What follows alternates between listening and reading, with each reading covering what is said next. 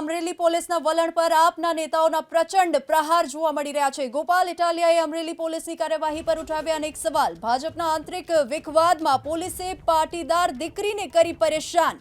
ભાજપના ધારાસભ્યના દબાણમાં કાર્યવાહી થતી હોવાનો ઇટાલિયાએ આરોપ લગાવ્યો છે। તો આપના નેતાઓના પણ પ્રચંડ પ્રહાર જોવા મળી રહ્યા છે। અમરેલી પોલીસના વલણ પર ગોપાલ ઇટાલિયાએ અમરેલી પોલીસની કાર્યવાહી પર ઉઠાવ્યા અનેક સવાલ। વિરુદ્ધમાં બનાવ્યો અને વાયરલ કર્યો। પોલીસે એની અંદર 3-4 આરોપીઓની ધરપકડ કરી। આ આરોપીઓમાં એક દીકરીની પણ ધરપકડ કરી। આ દીકરીની શું ભૂમિકા હતી? આ દીકરી ભાજપનું જે ફેક લેટર બનાવવા વાળું ગ્રુપ હતું એ ગ્રુપના એક ભાજપના નેતાને ત્યાં ઓફિસમાં નોકરી કરતા હતા પગાર ઉપર। એક ગરીબ પરિવારની દીકરી છે જે પોતાના પરિવારનું ભરણ પોષણ કરવા માટે, ઘર ચલાવવા માટે, મા બાપને સાચવવા માટે 2, 5, 10, 15 હજારમાં નોકરી કરે છે ટાઈપિસ્ટ તરીકે, કોમ્પ્યુટર ઓપરેટર તરીકે। તો સ્વાભાવિક છે કે ભાજપના જે નેતાને ત્યાં દીકરી નોકરી કરે છે એ નેતાએ કહ્યું હશે કે ભાઈ બેન આપણે આવો એક લેટર ટાઈપ કરવાનો છે, કેમ કે નેતાને ટાઈપિંગ નહીં આવડતું હોય, દીકરીને આવડતું હશે। તો દીકરીએ નેતાના કહેવા પ્રમાણે લેટર ટાઈપ કરી આપ્યો।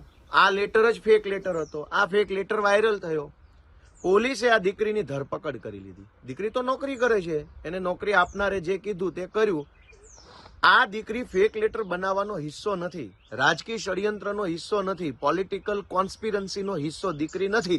આવું જાણવા છતાંય ભાજપના ધારાસભ્યના દબાણમાં આવી પોલીસ ભાજપનો હાથો બની, ભાજપના દલાલ બનીને અમરેલી પોલીસ વાળાએ એક માસૂમ ગરીબ દીકરીની ધરપકડ તો કરી, પણ ધરપકડ કર્યા પછી ભાજપના દલ્લા જેવા જે કાંઈ 2-4 અધિકારીઓ છે એને આ દીકરીનું સરઘસ કાઢ્યું।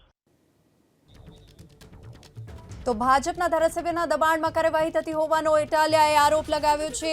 અમરેલી પોલીસના વલણને લઈ પાટીદાર ઉદ્યોગપતિઓમાં પણ આક્રોશ જોવા મળી રહ્યો છે। આ ઉપરાંત અમરેલી પોલીસના વલણ પર આપના નેતાઓના પ્રચંડ પ્રહાર જોવા મળી રહ્યા છે। ભાજપના આંતરિક વિખવાદમાં પોલીસે પાટીદાર દીકરીને પરેશાન કરી। ભાજપના ધારાસભ્યના દબાણમાં કાર્યવાહી થતી હોવાનો ઇટાલિયાએ મોટો આરોપ લગાવ્યો છે।